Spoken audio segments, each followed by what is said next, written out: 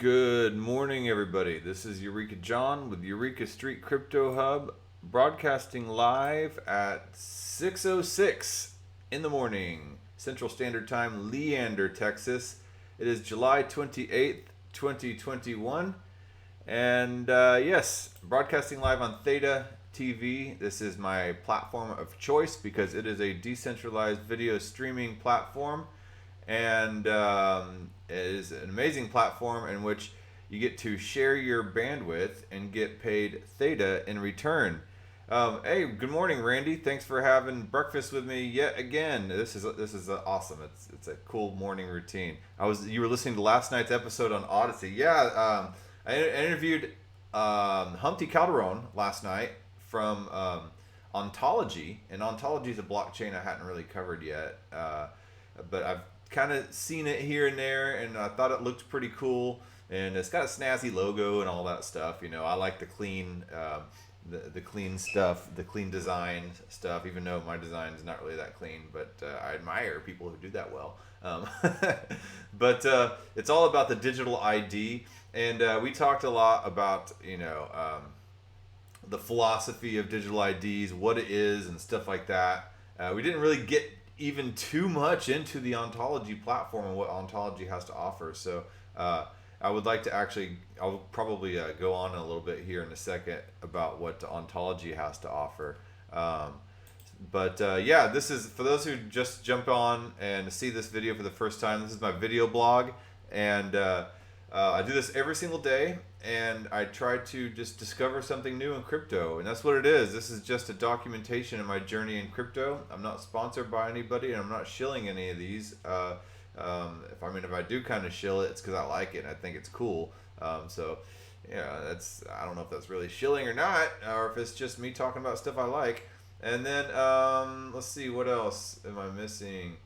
I don't know. I'll get to it. But yeah, I'm not a financial advisor, and I'm not your teacher or anything like that. I'm actually, a lot of times, even when I'm just broadcasting live like this, digging through some of this stuff for the first time as well, because this is my time to look at some of this stuff in the morning before I have to get on and go about my day with work and family and being a dad and being everything, husband.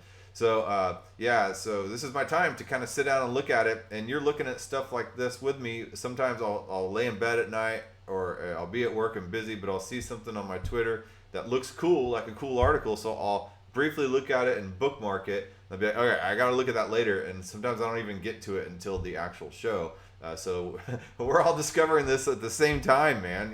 So that's what it's about, is that we're all kind of lifting each other up and growing in the crypto space. And hopefully you guys can learn some stuff from me as I learn as well, and then maybe you'll outgrow this show. Sometimes I listen to podcasts and people say, well, you got your content exactly right from that podcast, and you're just basically regurgitating it. Well, maybe so, yeah. And a lot of times I come off of podcasts being like, what in the hell did they say? And I did for the longest time, so maybe I can kind of say it in a little bit easier terms and help some people understand.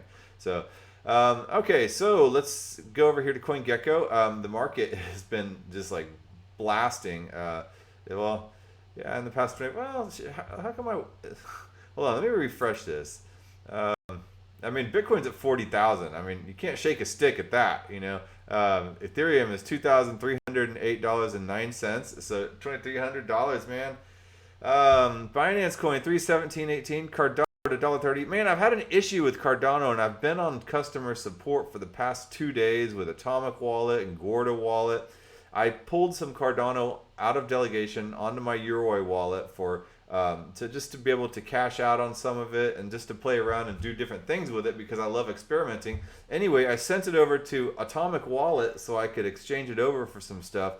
And now my Cardano is stuck on Atomic Wallet, and it's unable to transact. I can't send it anywhere. I can't do any exchanges with it. I've tried importing the wallet into Gorda and ADA Lite and Exodus Wallet, and there's every single exchange, every single wallet, there's an issue trying to do anything with my Cardano. So my Cardano is absolutely stuck. The Gorda wallet team has sent the issue to their R&D department because they couldn't figure it out. Atomic Wallet, they kind of suck because they basically said, we can't figure it out. Try Gorda. And then I said, well, Gorda's working on it too, and they're actually putting their R&D team, but I actually sent this to your Atomic wallet first. They're like, well, sorry, sounds like a Cardano issue, and so not much help there. So yeah, I got this good healthy bag of Cardano stuck just on the blockchain, and I'm unable to move it or do anything with it, and I have no idea what the deal is. It's in the Shelley, so it's not stuck in Byron era, and yeah, so I don't know.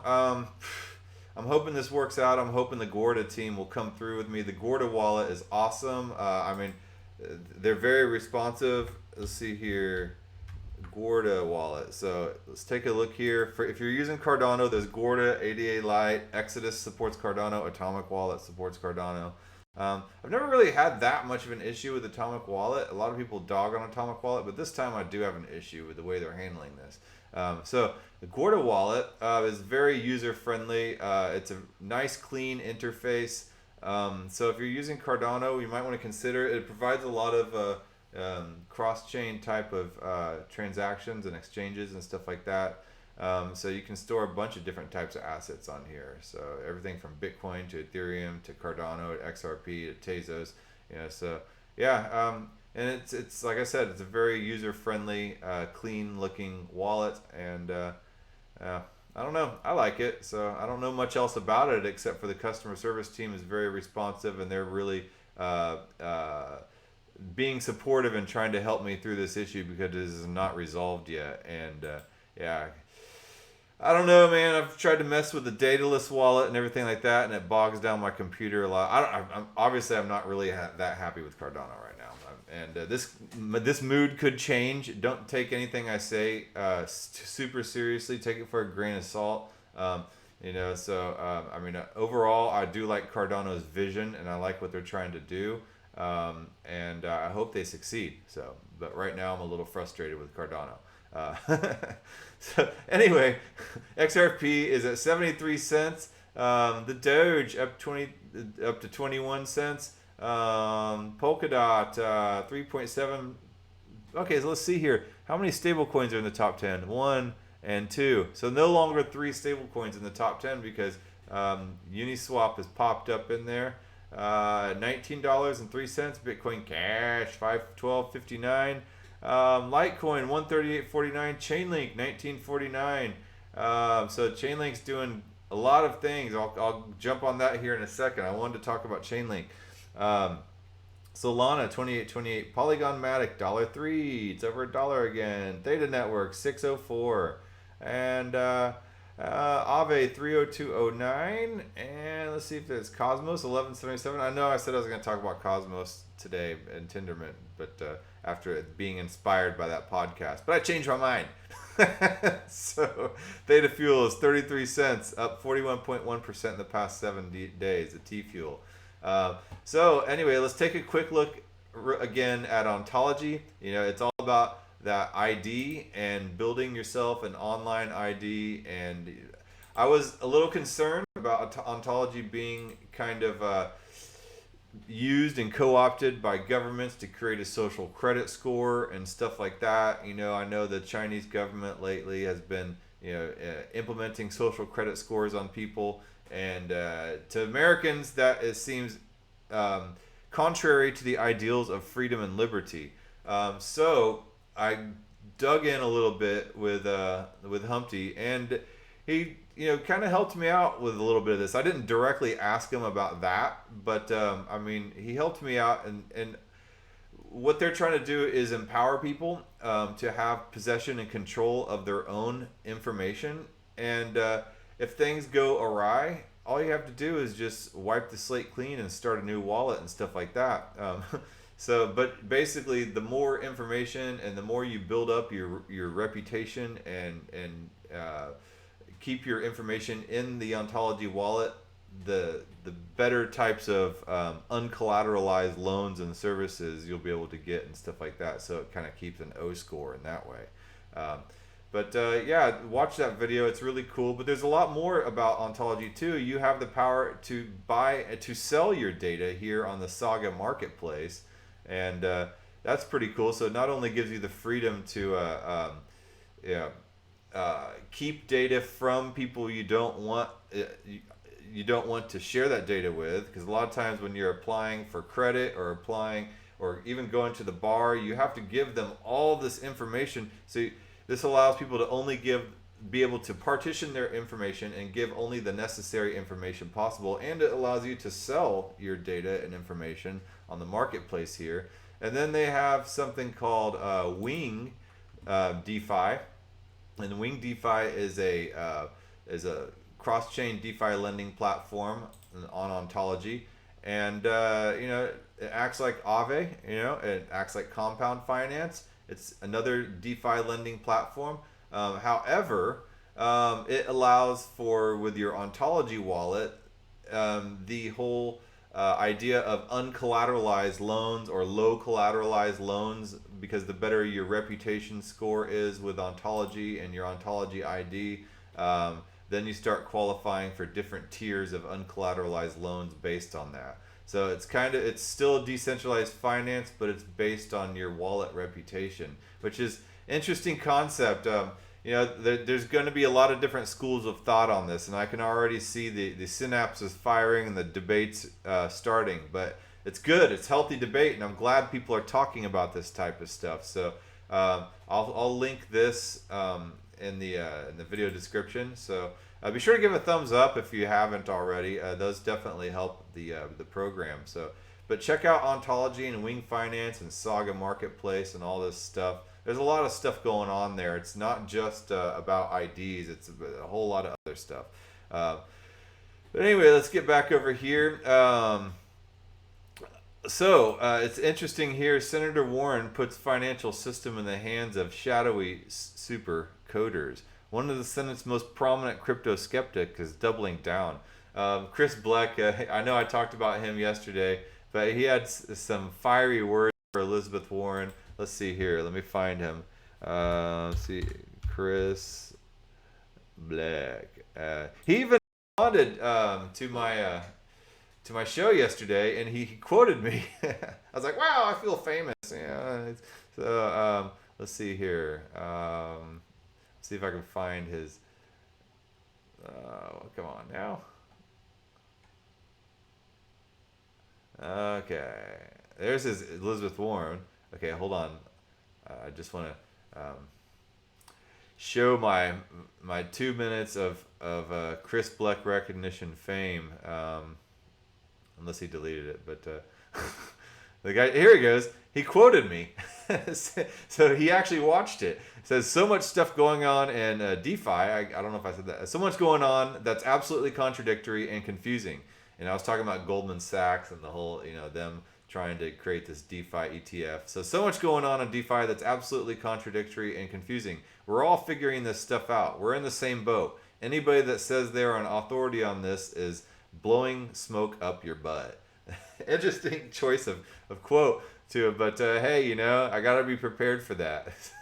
What I say is taken to heart a lot of times. So anyway, here's his comeback to Elizabeth Warren. I think Angela Walsh gave a tough but fair answer, but as usual, Senator Warren insists on being even more skeptical than one of crypto's most educated critics. That's a pretty sure sign she's just being stubborn and doesn't want to learn, or she has a competing agenda. So let's go over here and see what Senator Warren has to say and see what Decrypt has to say. After a hearing of the Senate Banking Committee this morning, Senator Elizabeth Warren, now one of Congress' most prominent crypto skeptics, continued to sound the alarm about the potential dangers of blockchain technology. The hearing, titled "Cryptocurrencies, What Are They Good For?" Is that a play off of war? War, huh? Good God, y'all. What is it good for? Absolutely nothing. Say it again. So I hope that's not a play on that, because that band is entirely against politicians and stuff like that. So they're perverting the meaning. So anyway, they featured testimony from 3 different industry competitors: Jerry Brito, the pro-crypto think tank Coin Center, Marta Belcher, an attorney of the board chair of the Filecoin Foundation, and Angela Welch, a professor at St. Mary's School of Law. She said, all the warning signs are flashing, said Warren, of the crypto market. all the warning signs have been flashing in the crypto market since day one. Like everything in crypto market is a warning. Just look at all the sirens and the crypto YouTubers going, oh, the hype and the volatility, the wild claims that turn out to be false. As the crypto market grows, so do the risks to our financial stability and in our economy. Maybe her financial stability in her economy, because crypto is basically transforming the financial industry and the banking industry, and it's taking the power out of people like her. So, she claims to be for the little person. Well, crypto is empowering the little person, and it's empowering minorities, and if she claims to be Native American, then she should be for crypto empowering these people. So part of Warren's issue has to do with the idea that crypto isn't really all that decentralized or disintermediated. As is often argued by the faithful, much of the wealth remains concentrated in the largest companies, and mining pools have ways of exerting control over the system. Have you looked at the dollar? Okay, instead of leaving our financial system at the whims of giant banks, crypto puts the system at the whims of some shadowy, faceless group of super coders and miners, which doesn't sound better to me, she said. Warren and other senators also went after some of the breathless rhetoric around crypto, dismissing off-sided promises of greater financial inclusion as false advertising on part of the companies looking to protect their interests. Senator Sherrod Brown called it phony populist marketing. Regulators need to do their job and step in before it's too late. So it's false advertising. However, I was able to circumvent the credit system and get a nice healthy down payment on my car because I was able to, by my own means, put some of my crypto up as collateral and borrow against it.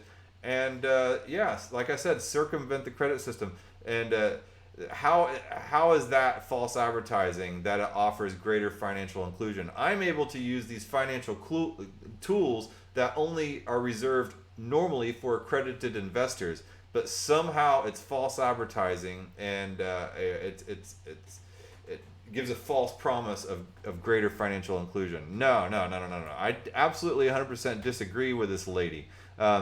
So she addressed similar concerns asked last month during a hearing on the development of a potential state-controlled digital currency known as a CBDC. Yesterday, in a letter to Treasury Secretary Janet Yellen, Warren made an explicit plea for stricter regulations around cryptocurrency, citing risks from stablecoins, DeFi protocols, and more. The longer that the United States waits to adapt the proper regulatory regime for these assets, the more likely they will become so intertwined in our financial system that there could be potentially serious consequences if this market comes under stress, she wrote. I think she completely misunderstands crypto. I've said before that all these developing countries who don't have all these regulations in place are sitting here passing cryptocurrencies back and forth, circumventing their oppressive central currencies coming down from these warlords and these dictators, and they have a little sub-economy going on. They already have the knowledge and the infrastructure in place to be able to pass between mud huts and goat pens, business to business, peer-to-peer exchanges that goes outside of their system. And then the longer we sit here and try to regulate our system and cryptocurrency here, and we're fiddling around with that, all these other countries are going to overtake the United States. And by the time the cat's out of the bag and cryptocurrency is just basically mandatory for any type of global business, then the rest of the world will be light years ahead of us, because we've been fiddling around with people like this trying to just regulate stuff that they barely know anything about. So okay. Man, I didn't mean to go on that rant today. I don't like going on rants. But anyway, so I was looking at some other stuff here. There is let me go back into my bookmarks, and it looks like Chainlink and SWIFT might have something going on. And not might have, they do have something going on. And Bunker Boy Gober, he posted this yesterday. SWIFT Go launches low-cost network with 7 major banks. And let me pull up this article. I mean, I already had it pulled up, but I can't find it. Ah, there it is. Ta-da! Okay. Okay, so the service might be seen as a possible threat to real-time payments offered by Ripple.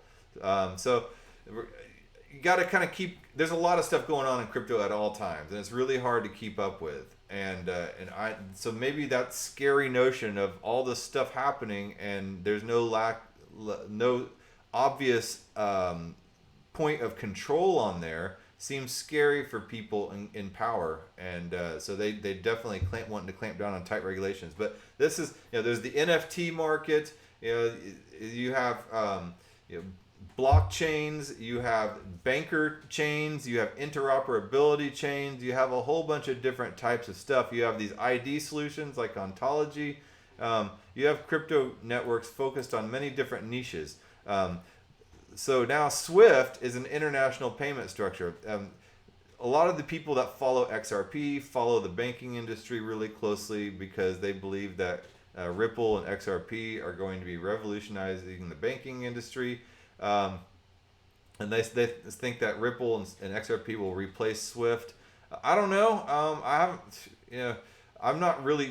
I don't really keep up that well with what's going on with XRP and a lot of these banking tokens like Stellar and stuff like that. To me, all this stuff is a little boring, but I still need to take a look at it. But whenever they start hinting at the fact that 7 major banks are live on SWIFT Go, a new service by the global interbank messaging system aiming to offer low-cost cross-border payments and a possible threat to real-time payments network offered by Ripple. And then I see over here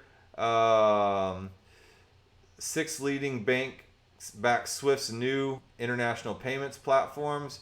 And then I see, where is it? Right here. Then I start seeing things like Chainlink and SWIFT over here. Holy heck, SWIFT is the way the world moves value. We do this every single instant of every single day right across the world. No other organizations can address the scale, precision, pace, and trust that this demands. So let's see here. Shaping the future of securities. Sergey Nazarov, getting in a lot of these talks. Let's see here. SWIFT Community's Smarter Securities event. Chainlink co-founder Sergey Nazarov and SWIFT Capital Markets Strategy Director Mathieu de Hering, I don't know how to pronounce that, explored how enterprises can use Chainlink to connect multiple blockchains from existing backend systems. So this is on Swift.com, the future of post-trade industry using smart contracts. And how are those smart contracts going to get their data? Chainlink. And then Don 2.0, I follow him. He's the one that posted this one. Albert Nazarov, very smart Chainlink guy. Citi and Swift have both been very vocal on how important they think Chainlink tech will go forward. So originally designed for the Ethereum platform, it is starting to be adopted by others. So the leading provider Chainlink describes their network as a decentralized oracle that searches for and imports data from the real world and delivers it to smart contracts that run in the on-chain universe. Originally designed for the Ethereum platform, it is starting to be adopted by others such as Tezos and Polkadot. Chainlink was recognized by the World Economic Forum, which named the startup in its 100 most promising technology pioneers of 2020.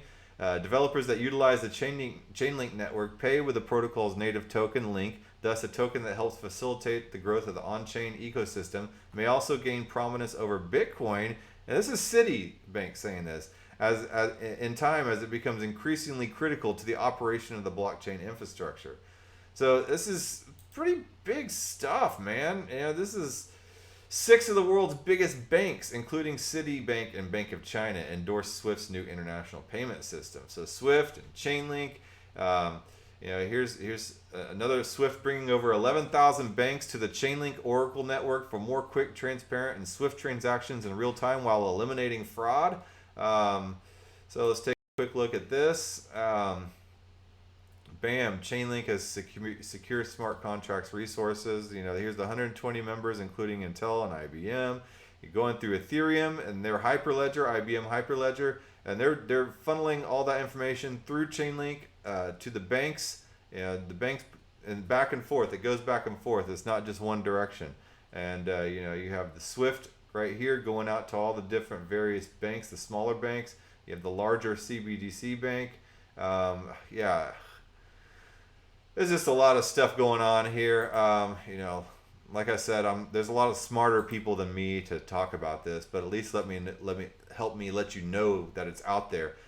They're saying we will do this by transforming SWIFT platform based on the concept of transaction management. The platform will provide a set of common transaction processing services such as pre-validation of essential data, sanctions screening, fraud detection, data analytics, transaction tracking, and exception case management, mutualizing capabilities that today are typically provided and invested in by each financial institution individually. By bringing together data and common services, we aim to significantly improve end-to-end efficiency and reduce total costs while bringing new business value to end customers with faster, more reliable transactions and better, richer data. The platform will enable instant and frictionless transactions through a pre-processing step where the objective is to minimize the possibility of any error in the payment, achieving frictionless, and an execution step where the objective is to process the payment until credit confirmation as fast as possible, targeting instant.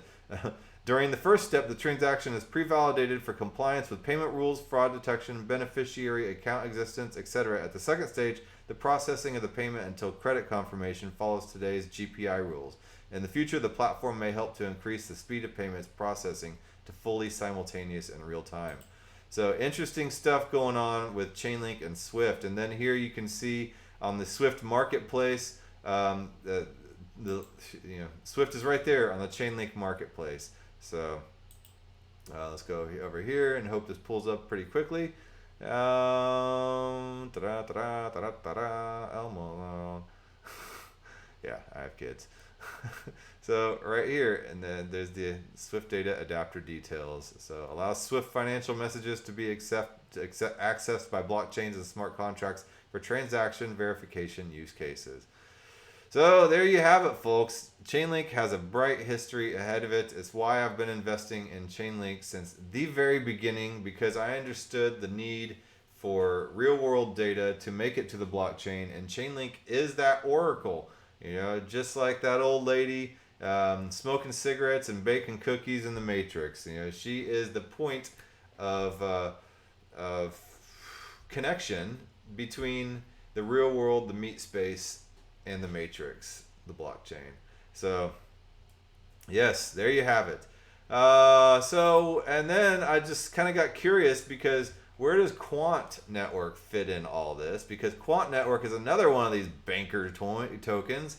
They are providing kind of what they call an overledger to create interoperability, so all the banks' ledgers and blockchain networks and everything like that, proprietary or public, can all talk to each other. So somebody said here, Quant Network is a direct competitor to SWIFT and SWIFT's GPI, what we've been talking about, while providing any banking network, payment provider, or fintech network the tools to do the same. So, okay, so they're saying that Quant Network is a competitor, but Luke over here, he's a Quant Network tweeter person from the Quant community. Overledger interchange, universal settlement engine, multi-asset swaps, incorporating cross-chain and atomics and treaty contracts, providing settlements on-chain to existing infrastructure providers, including SWIFT, RTGS engines, clearinghouse, and CBDC. So QuantChain would include SWIFT. So let's see here. There's the bank and there's the overledger. And cross-chain atomic swaps between all these different blockchains, and it allows the central banks, the digital assets, agency banks, SWIFT cross-border, I don't know what BACS and CHAPS are, SEPA, and then faster payments, UK, and then schemes, request to pay, open banking, and pay.uk. So actually, from what I'm seeing here, Quant Network would be over, and SWIFT would just be part of all these things that Quant Network allows all these networks underneath to talk to each other through the overledger.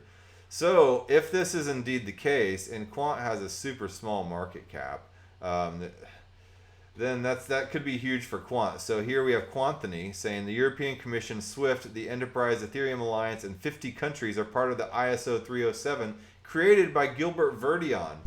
So ISO 307, which is an international standards organization, there are ISOs for a lot of different industries.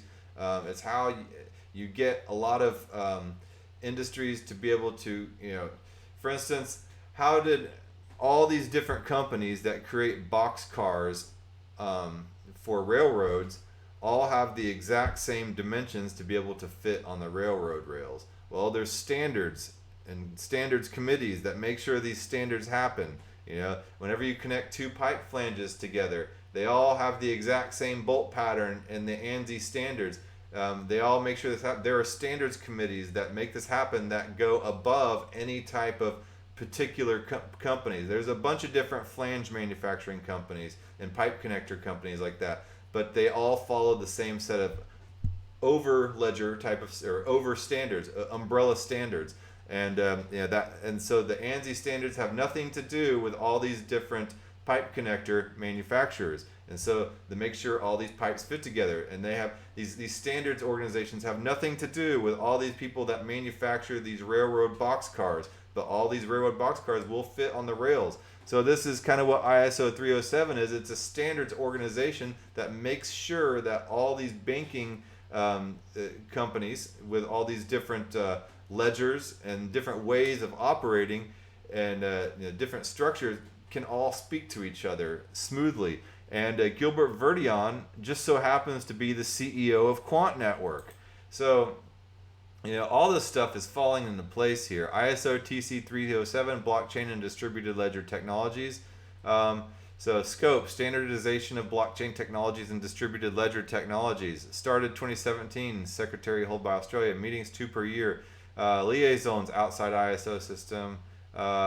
European Commission, SWIFT, Society for Interbank Financial Telecommunication, and UNECE. It says outside ISO system, but it's a liaison. So SWIFT is a liaison. So interesting. So I mean, all this stuff, as you can see, just says, they're all in bed together. Here's a bunch of the ISO TC 307. It's pretty much every major developed country. Let's see, China's in there, the United States is in there, UK's in there, is Russia? Yeah, Russia's in there. India, India's there. So I mean, Brazil, yep. So yeah, they're all there. They're all part of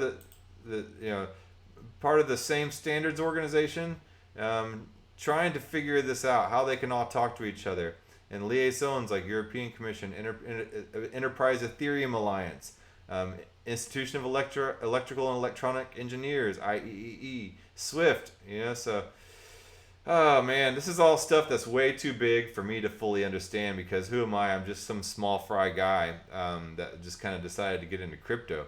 But it's just like, you just open the door and you're just like, and you just can't shut it, it's you start seeing some of this stuff, and then you see people like Elizabeth Warren sitting here talking about, the dangerous shadowy crypto-coders. I mean, it just seems laughable and ridiculous what the things that she's saying, and the fear that's just being propagated back and forth. And then you start putting it into context of this great reset, and then all these jab passports that are trying to be doled out that are going to be based on blockchain and cryptocurrency. And you see how all this is intermeshing together, with the whole pandemic. And so put the dots together for yourself. I did a long time ago. And all this hysteria and hype about all these, going door to door to make sure everybody has this thing in their arm is really all about this when you think about it. Everything that I've been talking about, it's not about, that little virus. So, all right. That being said, I've gone over 35. I broadcasted last night. I broadcast every single morning. I never think I'll have anything to talk about, and look at me, I'm just rambling. So, all right. That being said, I got to go about my day. I'm not commuting down to work, thank God, but I'm working from home, and that's nice. I'm really happy that my job allows me to do that. That they, trust me to do that, and I'm thankful for my regular job and to be able to contribute to the GDP with actual work experience and actual work, and not just speculating all the time. It feels good. Work feels good. It does. That being said, you guys have a great day. See you later, Randy. See you later, Andy Panda. And yeah.